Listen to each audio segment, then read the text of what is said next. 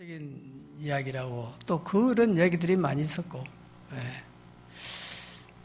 그러니까 산업화가 한참 일어날 때 시골에서 농사짓기 힘들고 일하기 힘든 또 일거리가 없는 사람들이 다 이게 서울로 구로공단으로 많이 올라왔잖아요. 그 가운데 한 사람에 대한 이야기입니다.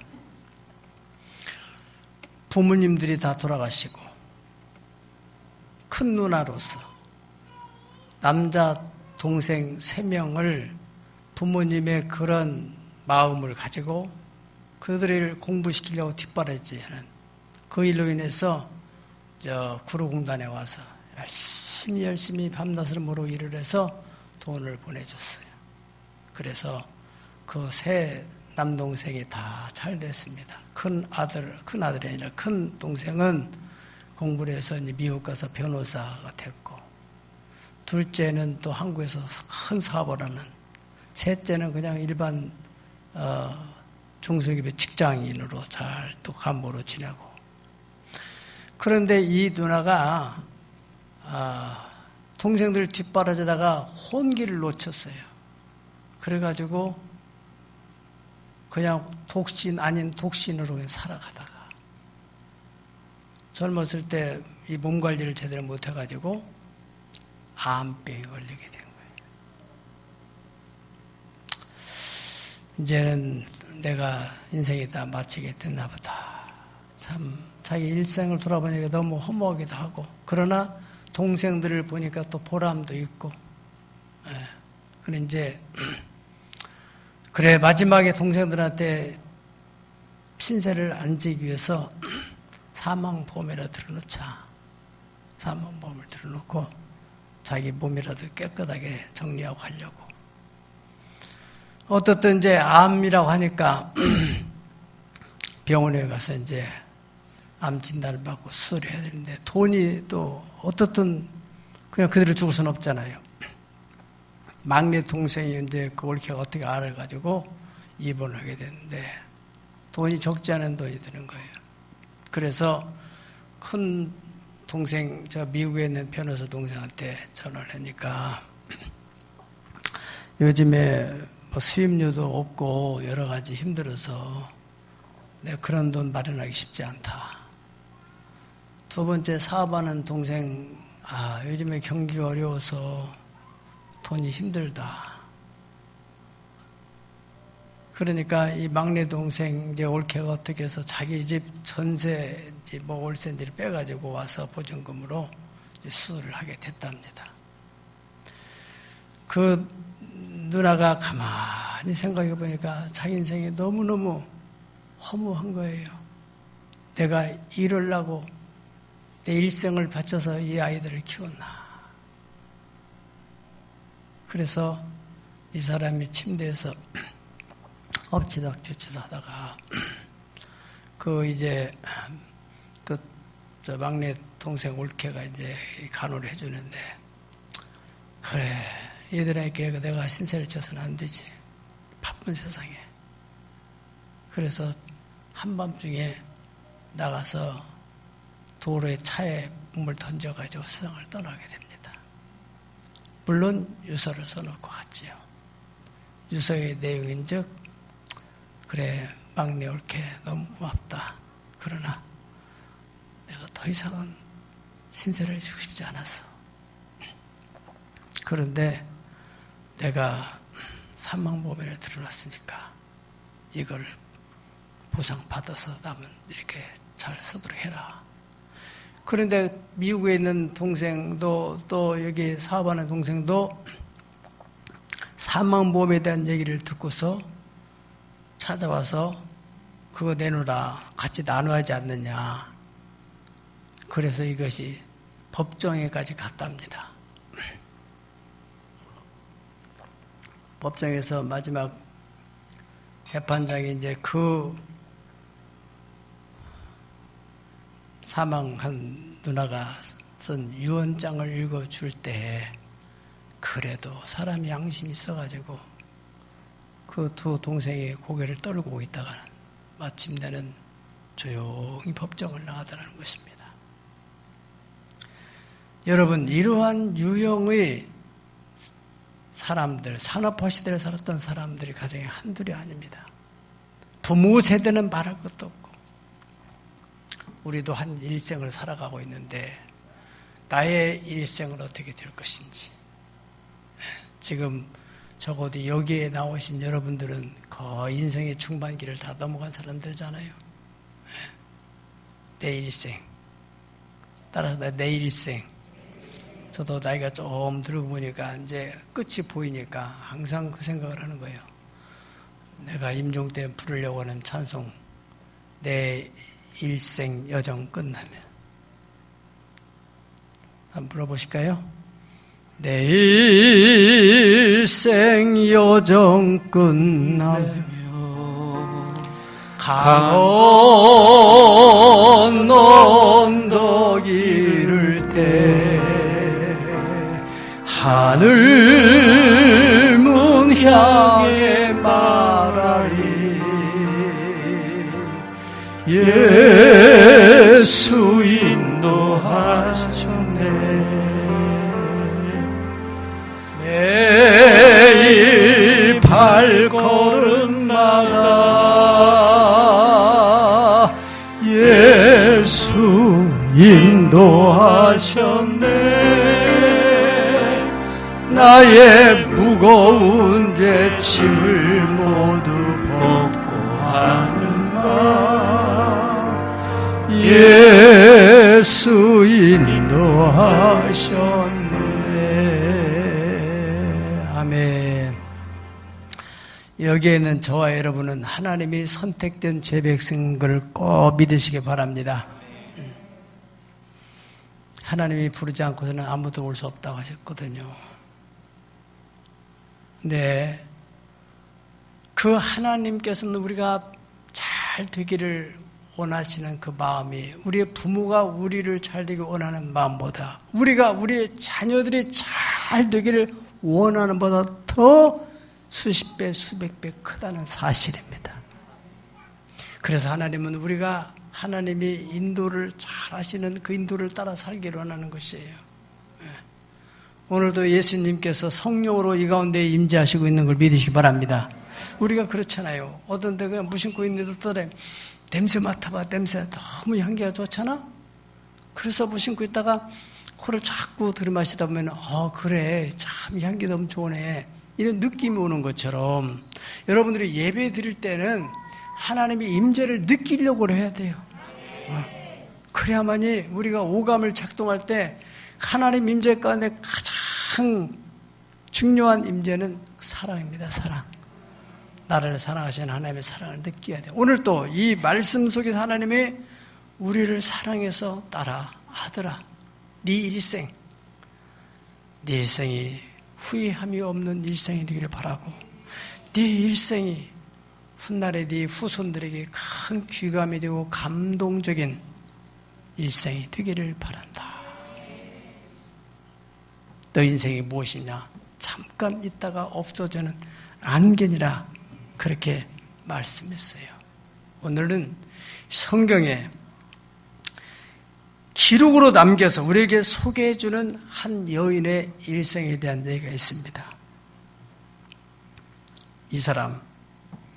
이 여인은 언제인지는 알 수 없지만 조실 부모를 해서 3남매가 함께 생활하는 그런 가정이었어요. 사람이 살려면 먹고 살려면 돈이 있어야 하잖아요. 생활비가 있어야 하잖아요. 아마도 학자들은 이 오빠는 몸이 약해서 생활 능력이 없었을 것이고 큰언니는 너무나 이 사람이 좀 뭐랄까 실속이 없는 사람, 영양가 없는 일. 그런데 그 마음속에 어떻게 생활비를 책임져야 되는데 그런 부담을 깊이 느낀 그 사람이 아마 마리아였을 것이다.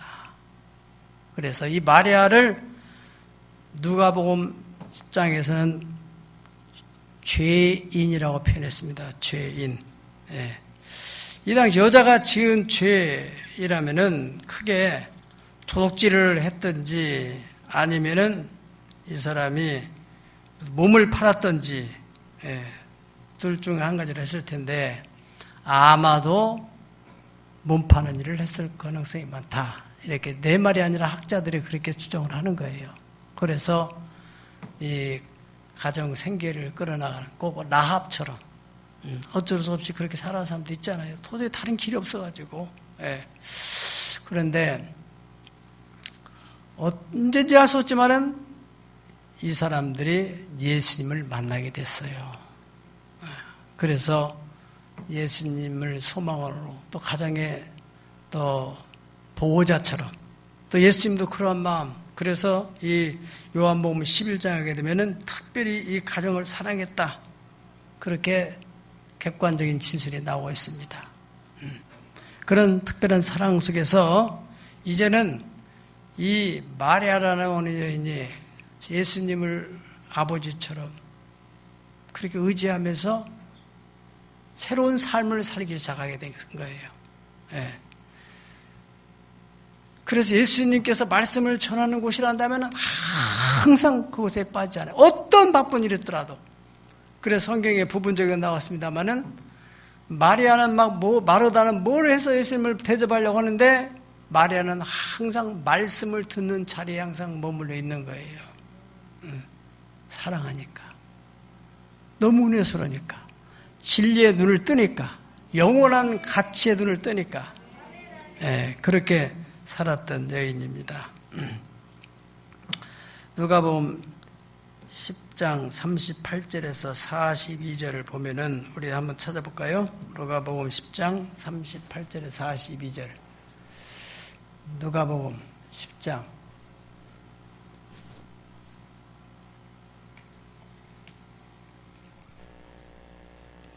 시작. 그들이 길 갈 때에 예수께서 한 마을에 들어가심에 마르다다 이름하는 한 여자가 자기 집으로 영접하더라.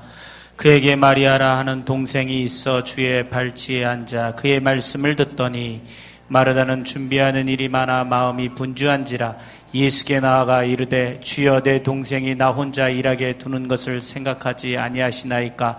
그를 명하사 나를 도와주라 하소서. 주께서 대답하여 이르시되 마르다야 마르다야 내가 많은 일로 염려하고 근심하냐. 몇 가지만 하든지 혹은 한 가지만이라도 족하니라. 마리아는 이 좋은 편을 택하였으니 빼앗기지 아니하리라 하시니라. 아멘. 이 마리아 헌신을 우리가 모델로 삼고 있잖아요. 그런데 이 마리아가 예수님 말씀을 듣는 시간 가는지 모르고 좋은 거예요. 그렇게 살았어요.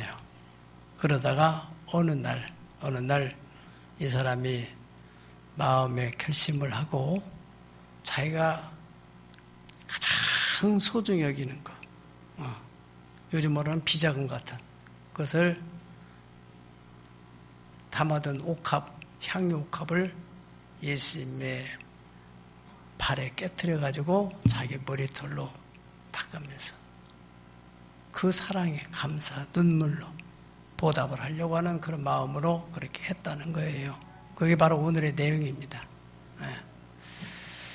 그거에 대해서 여러 가지 분노하는 그런 사람도 있고 이렇지만 아무튼 그것을 예수님은 굉장히 귀하게 여겼다. 그렇게 나와요. 어떻든 이 마리아는 예수님을 만난 이후부터는 그 은혜를 사모하는 그런 마음, 말씀을 듣는 그쪽에다가 많이 치중을 했고, 마침내 어느 날 이 사람이 자기 오빠가 이제 요한복음 11장 보면 죽잖아요. 병들어 죽었다고 그랬어요.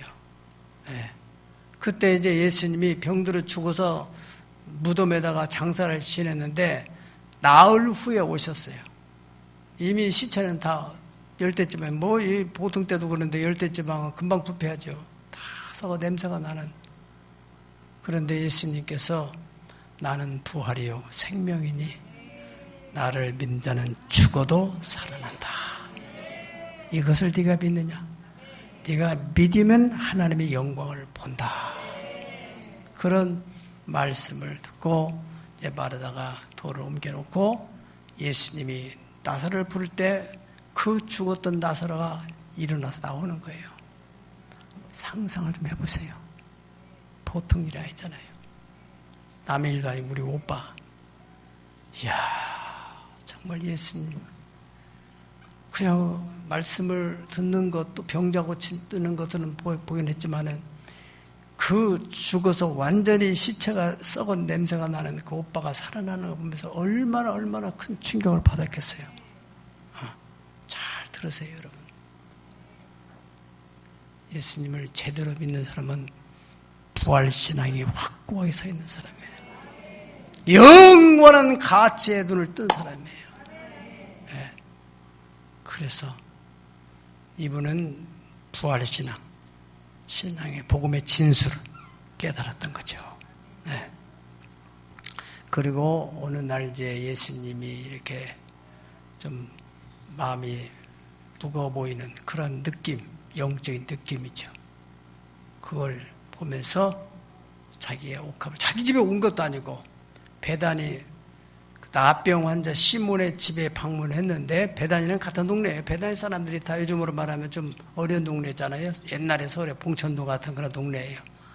하나님의 사랑은 항상 낮은 곳에 말이에요. 그래서 그 동네에 살던 그 옆집인지 그 뒷집인지는 모르지만은 거기에 그 예수님 오신 그 모습 보면서 이 사람도 나중에 그 마음에 늘 그런 생각했겠죠. 내 가장 소중한 옥합을 어떻게, 언제 예수님께 드릴까? 내 모든 생에 다 함축되어 있는, 자기가 참 여러 가지 그 힘든 그런 속에서 모았던, 조금씩 모았던 이 소중한 옥합을.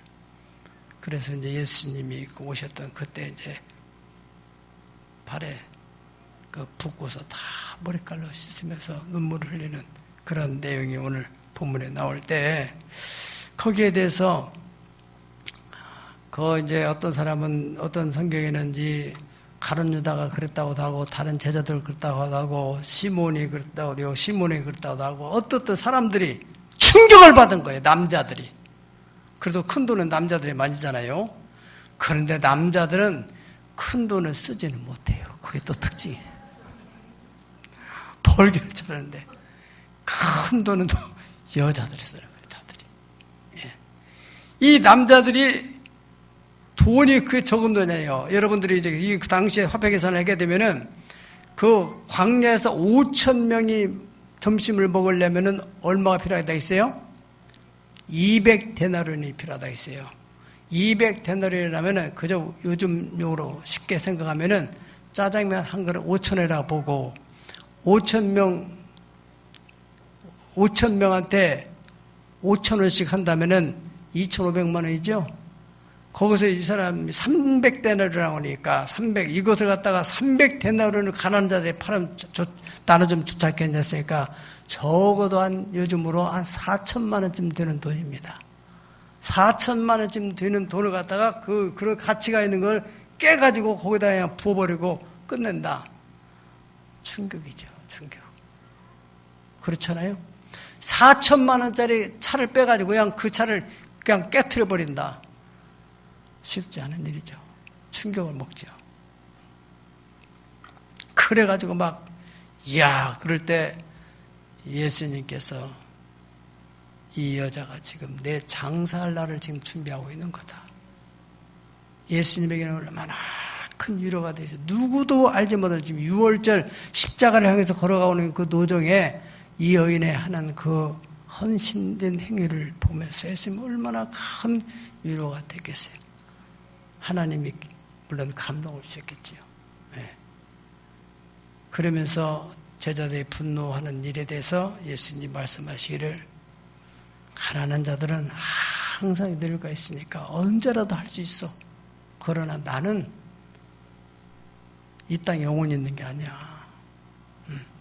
그때 33년 생애 속에서 3년 반의 공생애에 지금 막바지 지금 카운트다운 할 만한 그 타이밍, 불과 2, 3일밖에 안 남은 그 마지막 그 시간에 예수님 그 발에다 옥합을 깨서 향유를 부어드리는 마리아의 그 헌신, 예수님은 받으시고, 내 복음이 전파되는 곳에는 이 여자가 행한 일도 전해서 많은 사람이 알게 하라. 곧 예수를 믿으려면 이렇게 믿으라고 해라. 이 여인처럼 멋있는 인생을 살도록 그렇게 사람들에게 가르쳐줘라. 그런 뜻이 아니겠습니까?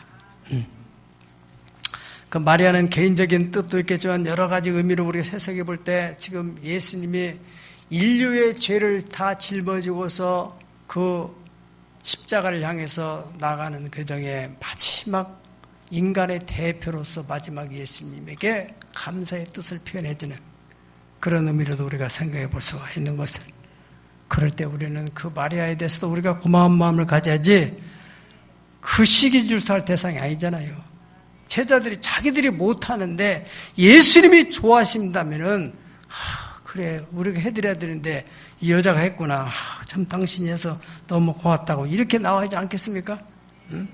지금 이 큰 인류의 죄를 대속하는 그 죄 속에는 내주도 담당했는데 처리해 주시고 그러시는 예수님에 대해서 이 제사장 서기관들은 저 예수를 어떻게 잡아 죽일까? 세상에 어떻게 무슨 돈이 생긴다고 무슨 혜택을 보겠다고 예수님을 죽이려고 하느냐 말이야. 그건 악한 사탄 짓 아니면 어떻게 정상적인 사람이 그렇게 생각할 수 있겠어요? 철없는 제자들은 아무 개념 없고, 제자들 가운데서 나름대로 똑똑하다고 재정 담당했던 가룟유다는 왜 이걸 갖다가 그렇게 허비하냐고 그 돈을 팔아매가지고 어떻게 좀 자기가 뒤를 챙기려고 그런 생각을 하고 있었는데, 나병 걸려가지고 사람들이 다 사람 취급도 안 하고 멀리 다 이렇게 요즘으로 말하는 사회적 거리야. 나한테 가까우지 마세요. 나는 부정한 사람입니다. 다 격리시설도 하지만은 어쩔 수 없는 상황에서는 이 사람이 사람들이 가까이 못하도록 하는 너무너무 외로운 사람이야. 그런 예수님이 치료해 주셨어요. 그래서 정상적인 사회생활을 할 수 있도록 만들어줬는데, 이 사람도 그런 생각도 못하고 오히려 이 예수님이 하신 일에 대해서 얼마나 마리아에 대해서 막 분노하는지 말이죠. 누가복음 7장 44절부터 46절을 보시겠습니다. 누가복음 7장 44절에서 46절. 시작. 그 여자를 돌아보시며 시몬에게 이르시되 이 여자를 보느냐? 내가 내 집에 들어올 때에 너는 내게 발 씻을 물도 주지 아니하였으되 이 여자는 눈물로 내 발을 적시고 그 머리털로 닦았으며 너는 내게 입맞추지 아니하였으되 그는 내가 들어올 때부터 내 발에 입맞추기를 그치지 아니하였으며 너는 내 머리에 감람유도 붓지 아니하였으되 그는 향유를 내 발에 부었느니라. 아멘. 자, 예수님께서는 사실은 시몬에 대해서 말은 안 했지만 섭섭한 마음이 있었던 거죠.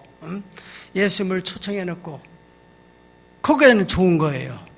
예수님도 자 이제 십자가를 앞에 두고 있는 그런 좀 우울한 마음도 왜 인간을 얻겠어요? 얼마나 힘들었으면 겟세마네 동산에서 아버지요, 내가 고민하여 죽게 됐습니다. 그러한 큰 근심을 했다고 거기에 기록된 말씀 있잖아요. 그런 상황이니까, 그 연장선에 있는 거니까.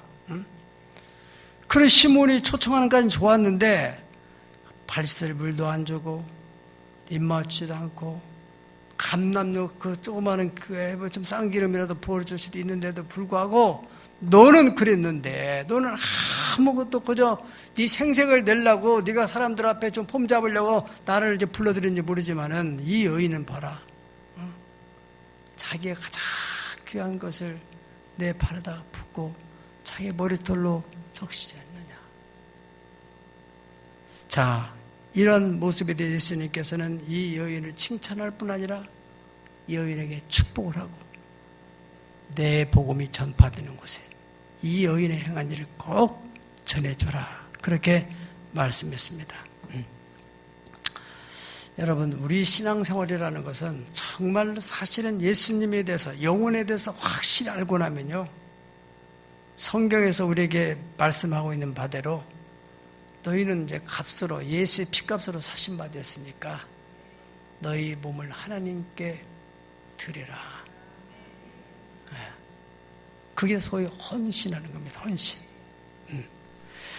어떻든 예수를 믿을 때나 믿지 않을 때나 그냥 교회 나오는 것만 다를 뿐 그 삶이 똑같다면은 조금 그 사람이 정말 진리를 깨달았는지, 영생에 대한 눈을 떴는지 한번 생각할 필요가 있어요. 영원한 삶. 인간은 죽는다. 죽음 뒤에는 영원한 세계가 있다. 영원한 세계 이후에는 반드시 이 땅에서 그가 예수 믿은 다음에 어떻게 살았는가에 대한 반드시 평가가 있다. 그걸 안다면은 뻔하잖아요. 답이 나와 있잖아. 예. 신앙적인 측면으로 볼 때 세 가지 유형의 사람들이 있습니다. 인생을 살아가는 데 있어서 어떤 사람은 인생의 전반전에 참 인생이 잘 나가. 은혜 받아 신앙이 뜨겁고 뭐 열심히 교회도 섬기고 이러던 사람, 경제적으로도 마찬가지로. 그런데 후반에 가서 신앙을 다 까먹고 세상에 다 향락에 빠지기도 하고 육체적으로 망가지기도 하고 가정이 망가지기도 하고 어떻든 인생의 끝이 참 안 됐다. 저 사람 참 저 사람 안 됐다. 이런 사람들 있어요? 없어요? 있어요. 예. 솔로몬도 한때는 얼마나 잘 나갔던 사람이 세상에 불화하고 부귀와 영화를 다 누렸던 사람 인생의 말년이 좋지 않았어요. 이방 여자들이 유혹을 받아가지고 이 솔로몬이 망가져버려요. 그래 하나님의 징계로 인해서 그 아들 때 나라가 두 쪽이 나게 되는 그런 참 불행한 노후를 맞게 됩니다. 삼손이라는 사람도 역시 엄마 아빠가 기도해서 낳은 그 귀한 아들이에요. 그 하나님의 초자연적인 그런 능력을 받은 사람이에요. 그 부모의 말을 거슬리고 그저 이방 여자하고 돌아나다가 마침내는 멀쩡한 장정인 두 눈 다 뽑혀가지고 비참하게 맷돌을 갈다가 인생을 마치게 되잖아요. 얼마나 안타깝습니까? 헤로드 왕이라는 왕도 있습니다. 왕, 최고의 영광이죠. 최고의 권력자. 그런데 끝이 안 좋았어요. 이 사람도. 너무너무 잘 나가 막 위험이 대단하고 그 목소리도 좋고 그 사람들이 신의 소리 같아. 저 왕이 말하면 막 신의 음성처럼 들린다. 그렇게 사람의 교만이 하늘까지 뻗치는 거예요. 성경 보실까요?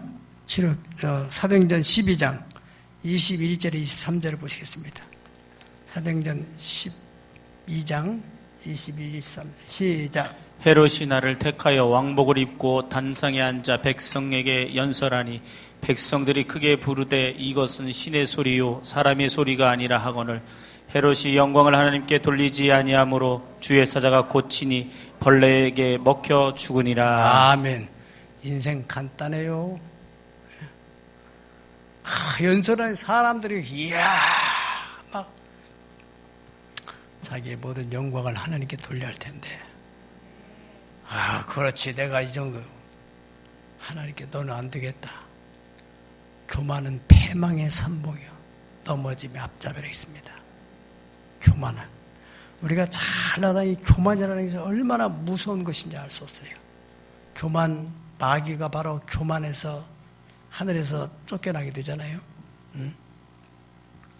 그래서 그렇게 끝 말이 불행하게 끝난 사람도 있고 또 어떤 사람은 처음이나 나중이나 그냥 인생의 초반전이나 말년이나 평범하게 저 사람이 정말로 은혜를 받았는지 안 받았는지 믿을 때나 안 믿을 때나 진리처럼 변함없이 그냥 순탄하게 무탈하게 인생을 끝내는 사람도 있습니다. 그것도 괜찮은 일이죠. 자기 믿음대로 하는 것이니까. 그러나 확실하게 진리의 눈을 뜨고 난 사람 이게 불이 들으면 그냥 살 수는 없어요. 사랑의 눈을 뜨면 애들이 사춘기에 사랑의 눈을 떠보세요. 정신이 없습니다. 못 감당해요. 누가 그걸 막아요? 사춘기에 눈을 떴어요. 그래서 이제 또 결혼도 해봤어요. 그것도 별것도 아니네. 뭐 이런저런 다 살아봤어요. 별것도 아니네. 영원한 사랑, 그 하나님의 사랑의 눈을 떴어요. 그런데 그게 적당히 살 수 있겠어요? 사도 바울상 이렇게 말합니다. 그리스도의 사랑이 나를 강권하십니다. 내가 미쳐서도 주를 위하여 정신 온전해야 될 주를 위하는 것이니 그 사랑이 나를 강권한다. 누가 나를 그 하나님의 사랑에서 끊으랴. 환난이나 곤고나 핍박이나 위험이나 적시나 칼이라. 세상에 어떤 것도 나를 그 사랑에서 끊을 수 없다. 죽음도 천사도 하늘의 어떤 곳에도 끊을 수 없는 그 사랑이 결국은 내가 이 세상을 떠나더라도 그 사랑의 줄에 묶여서 나는 부활해야 될 것이고 영원한 나라에 가게 될 것이다. 할렐루야. 하나님이 세상을 이처럼 사랑하사 독생자를 보내주셨어요. 누구든지 그를 믿는 자는 멸망하지 않고 영생을 하고. 우리는 이미 믿었고 그 사랑을 느끼려고 해야 돼요. 느끼려고. 말씀을 통해서 환경을 통해 자꾸 생각을 또 통해서 여러분의 주변 환경을 바라보면서도 이 난리 속에서 이 경제 어려움 속에서도 여러분의 가정 자녀들 손자들을 바라봐봐요. 하나님의 사랑의 은총으로 여러분이 지금 입고 있는 거예요. 느껴야 돼. 느껴. 감사하지 않을 수 없는 거예요. 더 나은 거 한도 없고 끝도 없어요. 그러다가 인생 끝나는 거예요. 감사하는 것도 굉장한 은혜입니다. 하나님이 네가 드리는 거 없어도 늘 마음에 하나님 죄밖에 진 거 없는데 내게 베푸신 이 은혜가 너무 감사해요. 자꾸 해보세요. 그럼 하나님 그 사람 느껴진다. 그래, 네가 좀 철이 들어가는구나. 네가 이제 믿음이 좀 들어가는구나. 그래, 나는 네 모습이 이대로 좋다. 그런데 네가 나를 위해서 하고 싶은 일이 있냐? 그래, 물질이 필요해? 그럼 내가 주지. 그걸 한번 해봐. 마음껏 좀 해봐. 이렇게 하신다니까, 하나님. 네. 예수를 믿고서 세 번째로는 정말로 진리를 발견한 사람들요. 거기에 올인을 하게 된다니까. 제가 지난번에 그 태안의 페인트 사장 그 행복한 가정 얘기해 줬잖아요. 난 처음에 참 그 인상 깊었어요. 이번에도 이제 페인트 살 일에서 아주 그 집에 갔거든요. 우리 이제 갔던 세 사람이 같이 이제 갔는데 마침 부인이 이제 은행 일 보러 가고 이 사람이 이제 혼자 있는 거예요. 자, 얼굴이 그렇게 평안해 보여. 다리가 완전히 부러져가지고 그냥 왜 옛날 사람 같이 요즘에 그런 사람 보기 쉽지 않아요. 다 의족을 끼고 이렇게 살지. 돈이 없는 것도 아니고. 그런데 그냥 바지가랑이 이렇게 묶어버린 거 있잖아, 왜. 예. 그러고 이제 앉아 계신 거야. 그래서 얘기했더니, 페인트 하나, 그러니까, 거기 앉았다가 이제 딱 이렇게, 다 맞춰놨더만, 이게 맞춤 제작으로 해서 뭐 이렇게 판자를 이렇게 해놨는데, 그 밑에다 밖에 달아가지고, 그래가지고 그것을 접어놨다가 이제 또 탁 피니까 또 이렇게 쫙 다리가 핀 다리를 앉힐 만한 그런 것이 되는 거예요. 그래가지고 내려와가지고 거기에 딱 이제 평상에 있다가는 내려와가지고는 이제 그거 딱 타고 또 이 막대기로 만든 거 2개를 또 딱 짚고 이렇게 밀으니까 이제 거기에 가게 돌아다니면서 이제 그 페인트를 꺼내더라고요.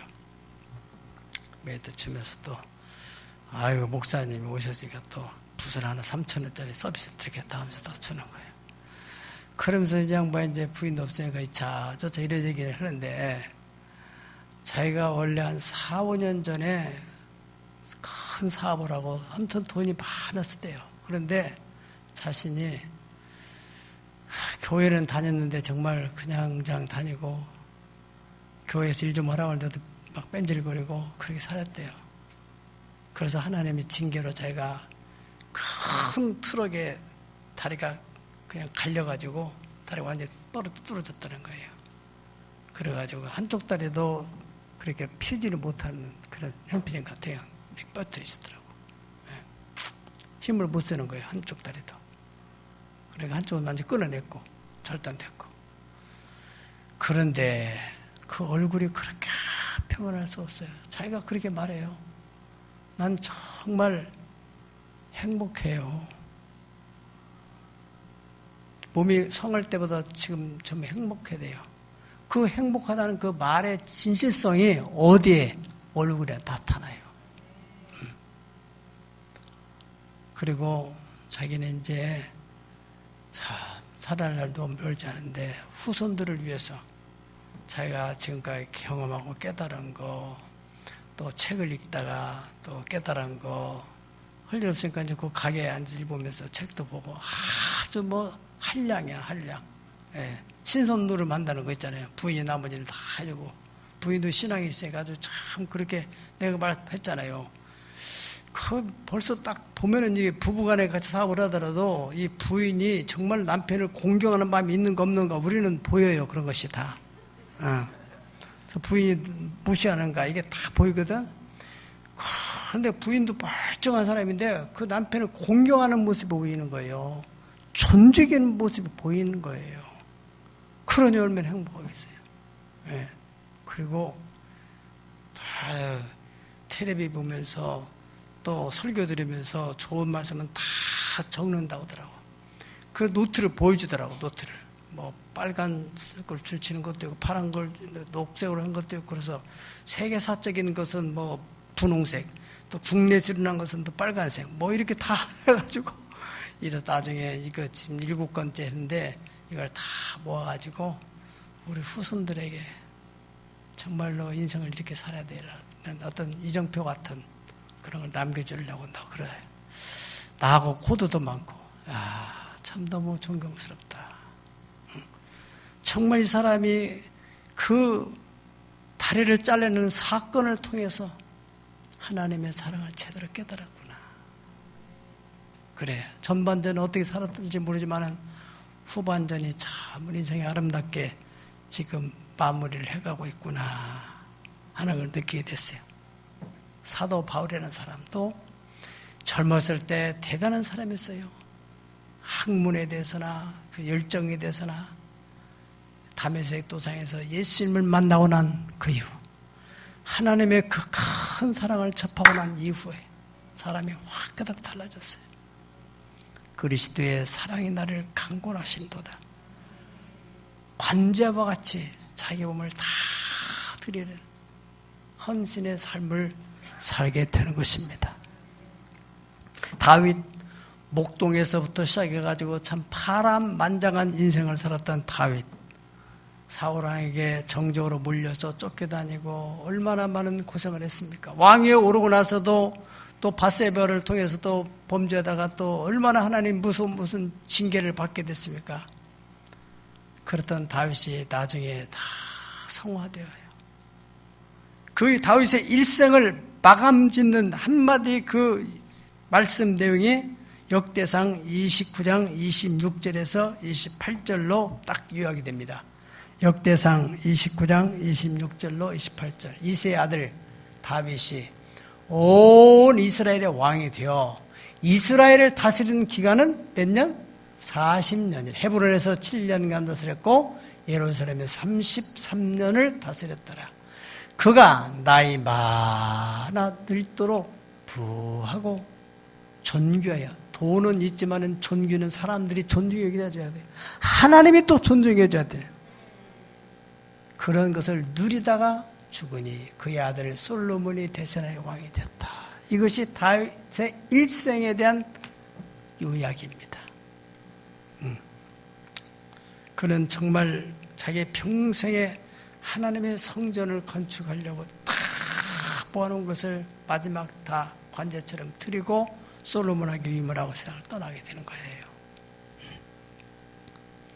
후반부 다윗의 그 외조모였던 그 루시라고 하는 여인도 보면 증조모죠. 그래도 인생이 초창기에 얼마나 힘듭니까? 남편이 죽어 어려운 환란 속에서 그 시아버지 돌아가시고 그 위에 또 그 남편의 형도 돌아가시고 시아버지 돌아가시고 늙은 할머니와 같이 다시 베들레헴으로 돌아와서 살던 중에 보아스를 만나고 그러면서 인생의 후반전이 완전히 달라져서 왕가를 이루는 그런 가문의 어머니가 되고 라합이라는 여인도 마찬가지로 기생으로 어쩔 수 없는 그 생활고에 시달려서 생계형 범죄라고도 하는 요즘에 그런 용어도 있는데요. 그런 그 일을 하다가 이 사람이 사는 중에 어느 날 복음에 대해서 하나님에 대해서 접하게 되고 믿음의 결단을 내리고 하나님 편에 섬으로 말미암아서 거기에서 이스라엘 백성이 되고 결혼이 이루어지고 바로 왕가를 이루는 그 어머니가 됩니다. 이 사람의 일생 성경에 기록하기는 바로 라합에게서 보아스라는 인물이 나오고 보아스는 룻에게서 또 자녀를 오벳을 낳게 됐다. 그러면서 그 후손 가운데서 다윗 왕이 태어났다. 할렐루야. 바로 이들의 일생이 이랬습니다. 이 마리아라는 여인, 인생의 초창기에 몇 살 때인지를 알지 못하면 엄마 아빠를 여인은 그 충격 대단해요. 저는 중학교 2학년 때 아버님을 여인은 그 충격이 내 일생에 굉장한 충격을 주더라고요. 어머니까지 여기 있으니까.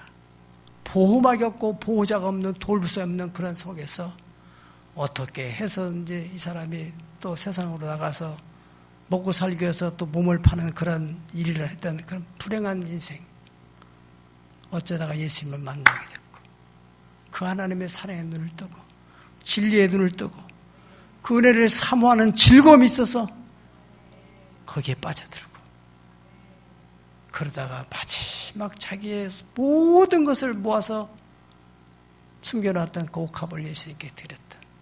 그러고서 이제 이 사람은 뭐 성경에 기록한 내용은 없으니까 독신으로 살다 예수님 마지막 그 모습 보고 그리고 천국에 갔죠. 동시대에 사는 많은 여성들이 있었을 것입니다. 자기 나름대로는 나처럼 명품을 입고 멋있고 뭐 어떠고 저렇게 찌질하게 살 필요가 뭐가 있냐 이렇게 해서 한 사람들이 얼마나 많았겠어요. 이 여인의 일생. 예수님은 이 여인에 대해서 내 복음이 전파되는 곳에는 이 여인이 행한 일을 다 전해줘라. 귀감으로 삼도록 해라. 참 헌신된 삶이라는 게 무엇인지를 여인의 생을 통해서 알도록 해라. 부활신앙, 복음의 진수, 자기 인생을 관제로 다 부어드리는 헌신의 삶. 예수님을 믿는 우리 모두에게는 이미 영생이 보장됐다는 사실을 믿으시기를 축복합니다. 그렇다면 이제 세상 사람처럼 마음이 붕 떠가지고 심기를 잡으려고 하는 그런 삶보다는 마음을 좀 쭉 가라앉히고 내 인생을 한번 뒤안길을 돌아보시고 내 인생에 여기까지 베푸신 하나님의 은혜 생각해보면 반드시 찾아낼 수 있습니다. 그렇다면 그 은혜를 내가 간직한다면 앞으로 내가 어떻게 내 일생을 하나님께 드리면서 이 마리아처럼 아름다운 인생을 마감을 할 것인지 이 과제를 마음에 담고 이 한 주간도 믿음 안에서 세상에 줄 수 없는 마리아가 얻었던 그 기쁨과 평안과 소망이 여러분의 심령에 가득 채워지기를 예수의 이름으로 축복합니다. 다 같이 기도하시겠습니다.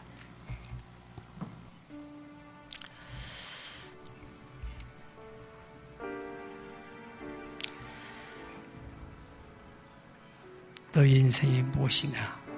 잠깐 있다가 없어지는 안개니라. 인생의 황혼이 깃들어서 내 모든 일들이 다 끝나게 될 때 마리아처럼 하나님께 가치 있는 인생으로 영광 돌리며 살다 갈 수 있도록 은혜를 베풀어 주옵소서. 인생의 황혼이 깃들어서 이 땅의 수고가 이 땅의 수고가 끝날 때에 주님을 섬기다가 주님을 섬기다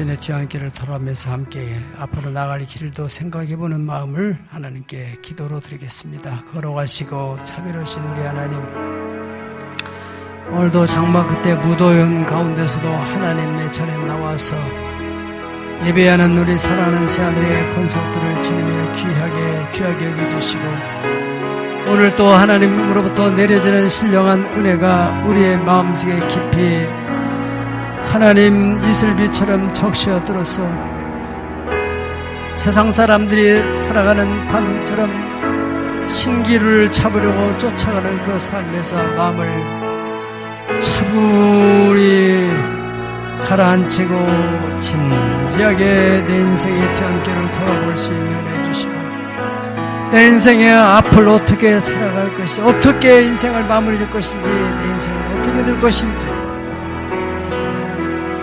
값으로 삼받은 고귀한 인생, 의미 있고 가치 있고 보람되고 복이 되고 하나님께 영광이 되는 삶을 살기를 주님 원합니다. 하나님, 헛되도다 탄식한 인생이 되지 않게 하시옵소서. 내가 무엇 때문에 무엇을 얻기 위해서 힘들었다고 하지 않게 하시고, 주어진 하루하루의 시간 속에서, 내 삶의 시간 속에서 주님의 뜻을 발견하고 주님의 기쁨이 되고 자랑이 되고 영광이 되는 삶으로 나가게 도와주시옵소서. 성령님이시여 우리에게 깨달음을 주시옵소서. 주어진 내 삶의 시간 속에 주의 뜻 알게 하소서. 하루를 살아도 기쁨으로 살리 예수 늘 함께 하시네. 후회도 염려도 온전히 다 맡기겠습니다. 주님 맡기겠습니다. 예수 늘 함께 하시네. 믿음의 눈 들어 주를 보리 또한 지나가리라. 주어진 내 삶의 시간 속에 주의 뜻 알게 하소서. 두 손을 가슴 얹고 기도하겠습니다. 아버지 하나님, 주어진 우리의 삶, 우리의 생명의 시간이 얼마 남은지 우리가 알 수 없지만 하루하루 주어진 삶 속에서 주님의 뜻을 발견하고 주님이 나를 필요할 때 언제든지 감사함으로 응답할 수 있는 마음을 주시옵소서. 세상 사람들이 볼 때는 참 불행한 한 인생, 조실부모하고 생계를 위해서 몸을 팔아야 됐던 그런 힘든 수많은 남성네들을 통해서 힘들게 살았던 한 여인이 예수님 만나고 거기에 대한 진리의 눈을 뜨고 사랑의 눈을 뜨고 부활에 대한 확신을 갖고 자기의 모든 것을 다 드렸던 아름다운 헌신의 삶처럼 우리도 그렇게 살라고 이 복음이 전파되는 곳에 이 여인의 행한 일을 전해주러 하신 주님 말씀을 마음에 담았습니다. 주여, 남은 시간이 얼마인지 알 수 없지만 헛되이 살지 않게 하시고 인생의 마지막 순간에 허무하다 그렇게 탄식하는 성도가 없게 하시고 내 인생에 의미가 있었다, 가치가 있었다, 보람이 있었다, 그 여한없는 하나님의 사랑을 받았노라, 영원한 새로운 길이 열리노라, 감사하는 아름다운 인생의 마감이 되도록 은혜 주시기를 원하옵나이다. 아버지 하나님, 사랑하는 성도들을 기억해 주고 우리 새하늘의 성도 가운데 하나도 세상 길로 가지 않게 하시고 지금까지 삶이 어떻든 간에 우리의 남은 생은 정말로 가치 있는 삶으로 복음의 진수를 깨달은 삶으로 나아가게 하여 주시옵소서. 육신의 질병으로 하여 힘든 일을 위해서 기도하니 주님 보혈의 은총으로 이 시간에 만져주시고 다시 한번 건강을 주시면 이 건강으로 주의 복음을 위해서 하나님의 영광을 위해서 살겠다는 그 마음을 받으시고 치유하여 주옵소서. 회복시켜 주시옵소서. 예전에 했던 건강 다시 찾아서 숨, 몸, 수상까지 육체가 질병으로 인해서 침상에 눕지 않게 하시고 수면 머무는 순간에까지 의의 병기로 쓰임받다가 주님 앞에 부름받게 하여 주시옵소서. 아버지 하나님, 오늘도 소원을 가진 여러 상도들, 이번 주에 해결할 문제들 하나님 꼭 기억해 주시옵시고 마음으로 드린 소원의 기도를 들으시고 이번 주에도 좋은 만남을 통해서 하나님이 선한 길 인도하시 막혔던 문들이 열리고 묶였던 문제들이 풀어지는 기이하고 놀라운 역사가 일어나게 하여 주시옵소서. 예수님의 거룩하신 이름 받들어 기도 올려옵나이다. 아멘. 아멘.